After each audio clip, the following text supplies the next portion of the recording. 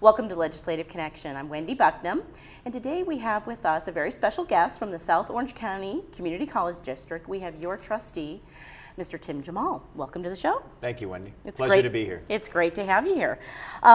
Tell us a little bit about who you replaced and how the election worked for you to get into your new position. You are a new trustee. We haven't had a trustee on in quite some time. So tell our residents a little bit about how that process worked. Well, it was an open seat. I actually decided to run in August of 2012, right as the deadline to file was approaching. And it just turned out that the incumbent decided not to run, therefore making it an open seat. I had done some volunteer work with the Community College District in their business department and got a phone call saying this seat may be of interest to you. I thought about it, consulted my family, and decided it was of interest and decided to run.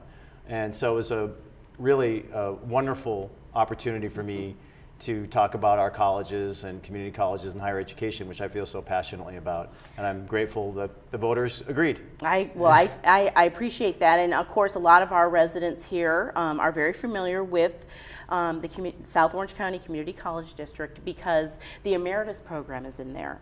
So I think probably one of the first things I'd like to talk about is the state budget and how the Emeritus program fits into that. So give us a little bit of background on what's going on with the state budget and what's going on with Emeritus in particular. Well, the state budget has been an ongoing issue and challenge in California for many years because we've been subject to boom and bust cycles based upon the stock market, running deficit spending for many years in the state, which harms everybody.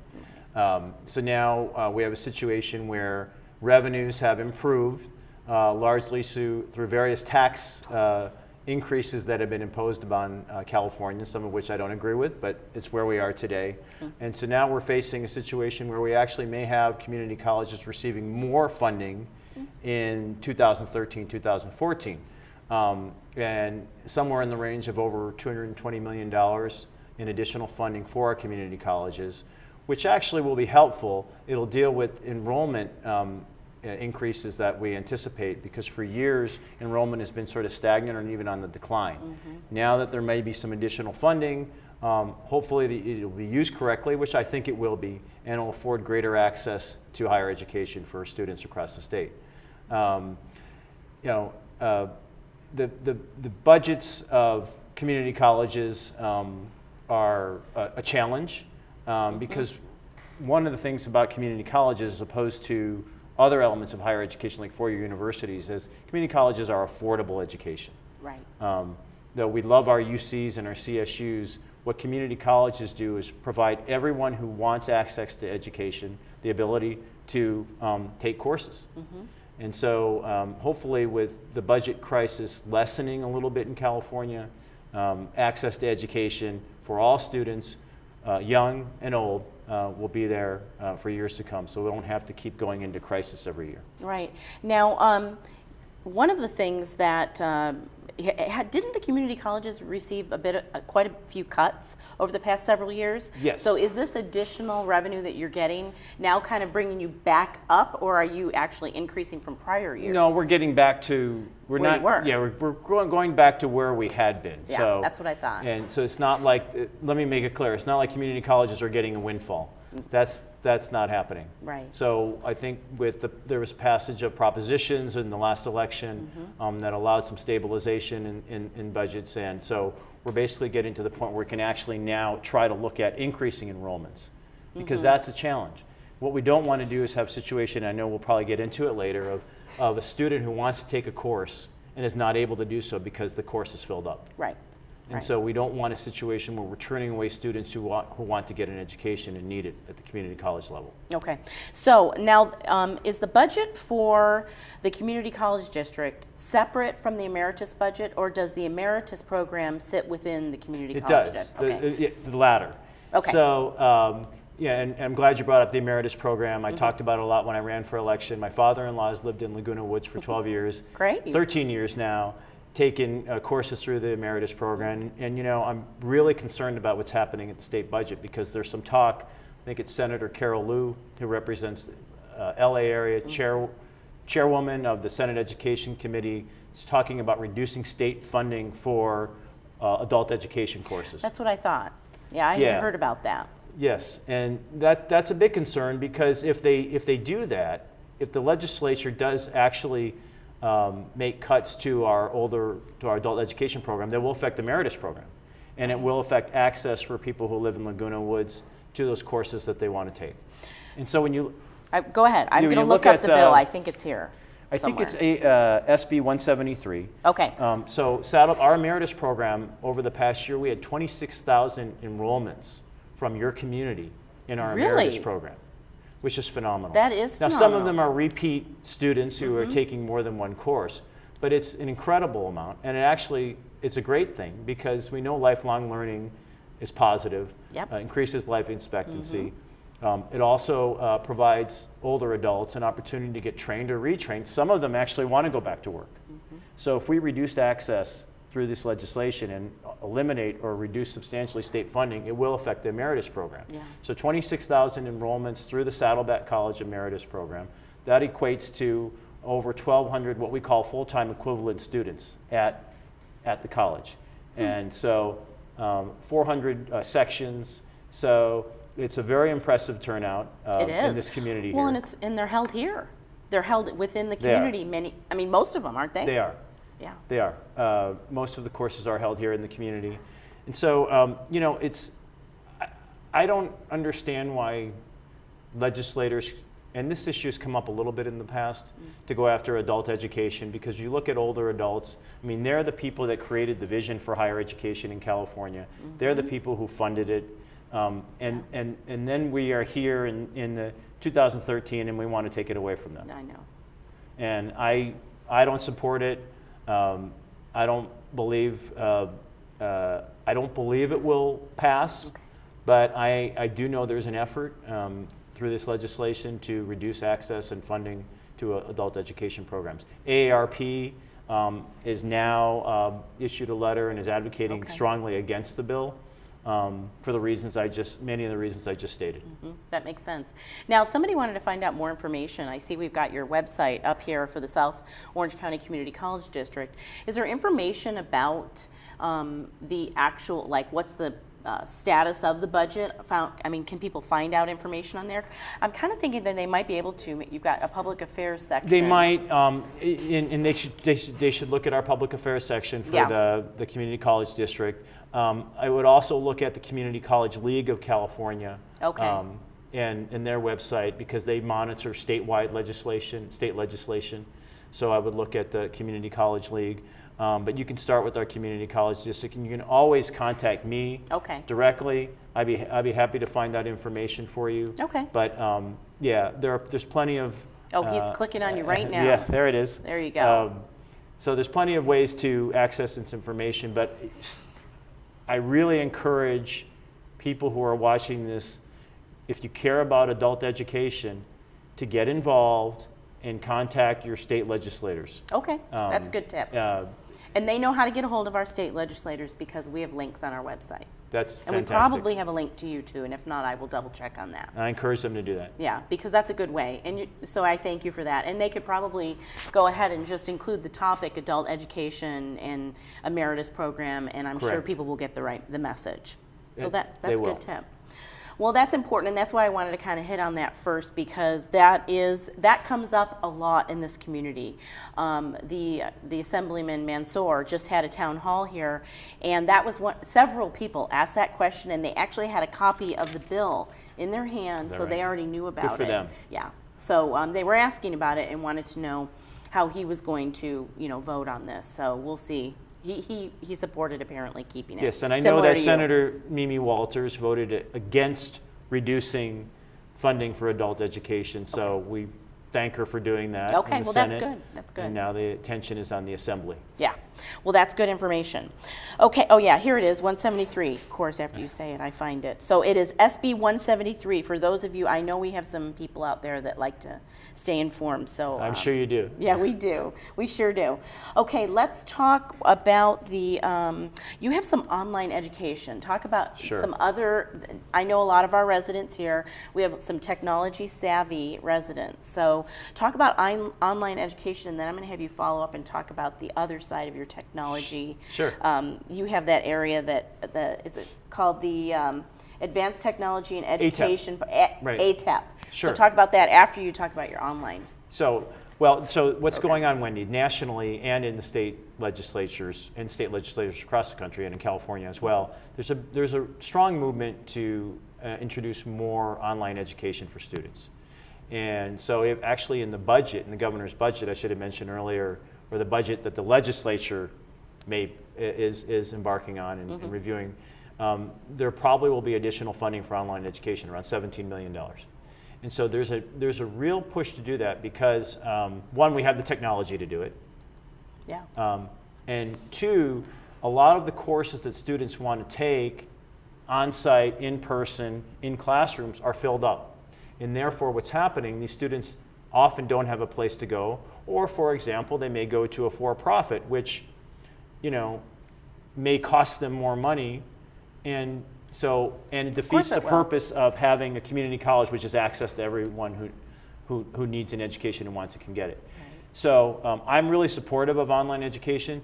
There are some strong arguments against it in terms of making sure the quality of the courses, the integrity of the courses. I know some in the academic community, some of the faculty have some trepidation about online education because they want to be sure that that the courses, the content that is taught is approved by academic senates, and that is important.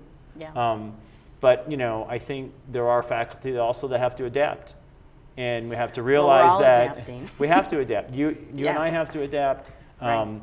And I understand the concerns, but you're seeing a number of bills. I know the governor, the head of the state senate here in California are all pushing for significantly more funding and access to online education.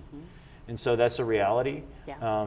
And I think that if your students can't find a course, if students in the community can't find a course in person, it may be available online. And if it's not, they should call our district and ask if it will be. Okay, that's good information. Well, and it does fill a gap, and in technology is better. I mean, online educations of yesterday and 10 years ago are totally different today. There is some interactivity, so who knows? Well, technology, video conferencing is improved. Absolutely. I think what some of the concerns, we want to have interaction between the faculty and the student.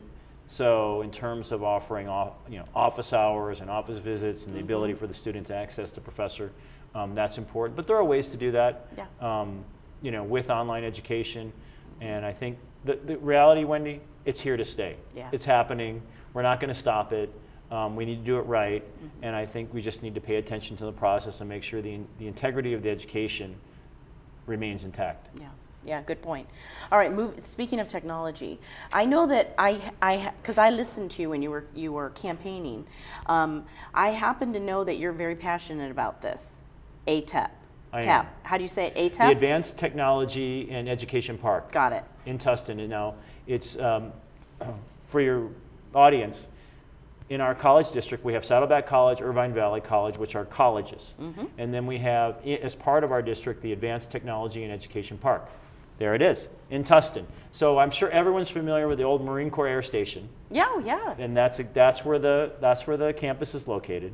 So we have about 70 acres of land that has been, as part of our district, that for the purpose of providing education and training for students so they become employed in growth sectors of the economy. And so some good news that's on the horizon. And then after years of trying to make the campus friendly to students and contiguous.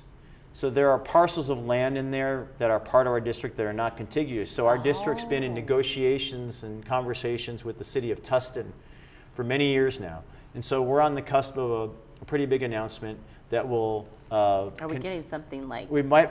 firsthand here? Yeah, well, you're getting something Wow. firsthand, hopefully very soon. I can't say when because there are still details to be worked That's out, fine. where there will be a land swap that takes place with the city of Tustin, and whereby some of the land that we were previously as a college district managing will go to them, and some of the land will go to us, and we'll have a new contiguous district that's ready for business. And so there'll be education there, and there will also be partnerships with the private sector.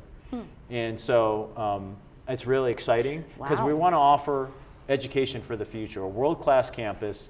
Technology related, and probably the sectors we'll focus on is healthcare, digital media, advanced manufacturing, optics, areas where employers sometimes can't find the right skill set, and then our colleges provide the training and education that they need to fill those jobs here in Orange County. Very responsive. So if a business sector sees a need in Orange County, they could potentially come to you. Correct. And you will be responsive to the need and set up education. Absolutely. And That's oftentimes there are awesome. certificates that are required either through the state or other certificates you need to qualify for a certain position. That's why I'm really excited about this campus. You're excited and I talked about that. it a lot because I think it's an opportunity. Quite frankly, the campus hasn't realized its original vision, and I think we have the opportunity to do that. That's exciting.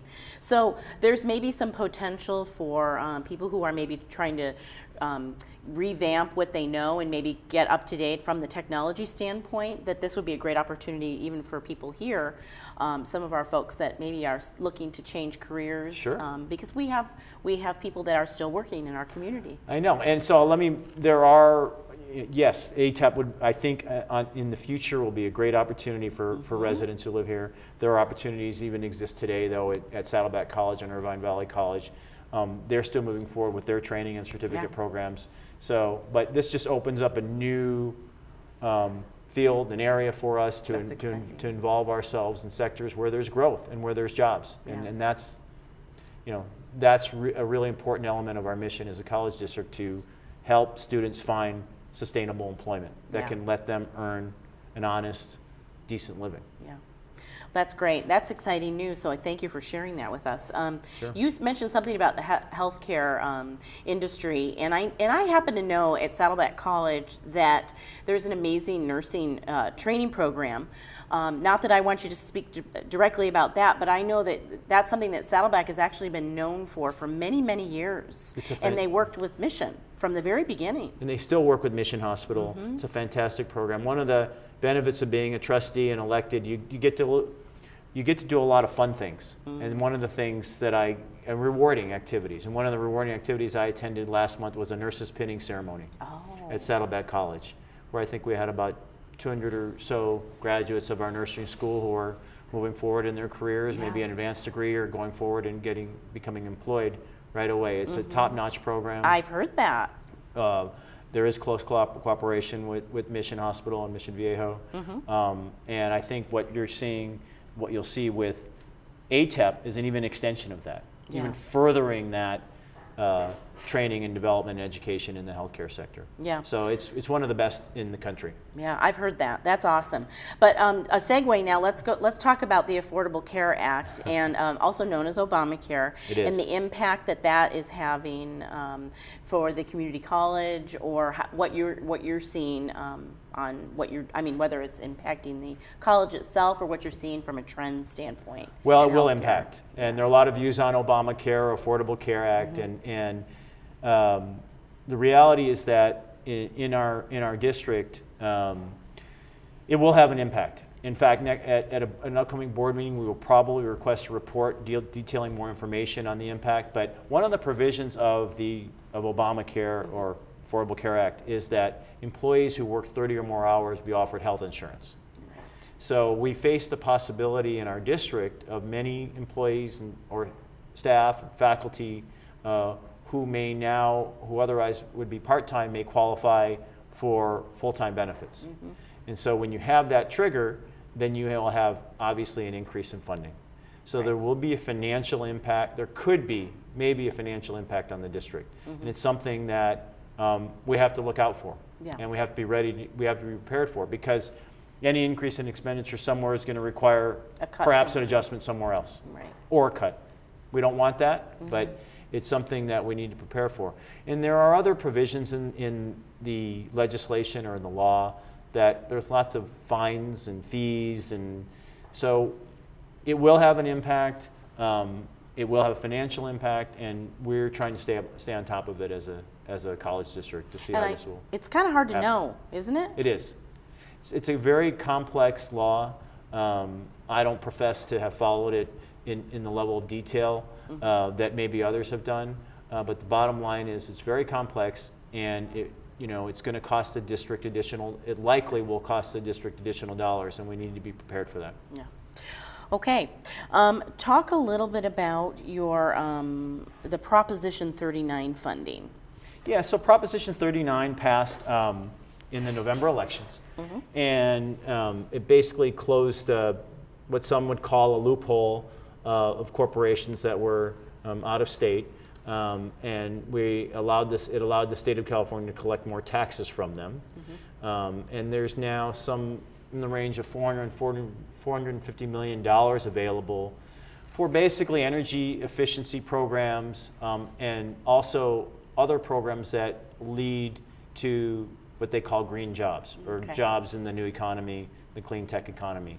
So in that program, there will be funding available to community colleges and institutions of higher education and K through 12 to fund programs that will help train students who can get jobs in the clean tech or green economy. Got it. So I hope it works. Oftentimes these programs get started and they don't stay on course. And so it's our job as a trustee and part of the community college district leadership to make sure that when we get this funding, it is spent in the way that it should be spent. That is, we provide the training that does lead to employment in these sectors of the economy. Yeah, and I know that we have there's a lot of different opportunities coming up. I mean, they just talked about San Onofre closing, so we have energy issues, and a lot of people are seeking clean, green energy. Correct. So that's a lot of different potential future jobs. Well, you have the show called Legislative Connections. It's interesting. So the question is, is the legislation supposed to drive the economy, or is the economy supposed to drive,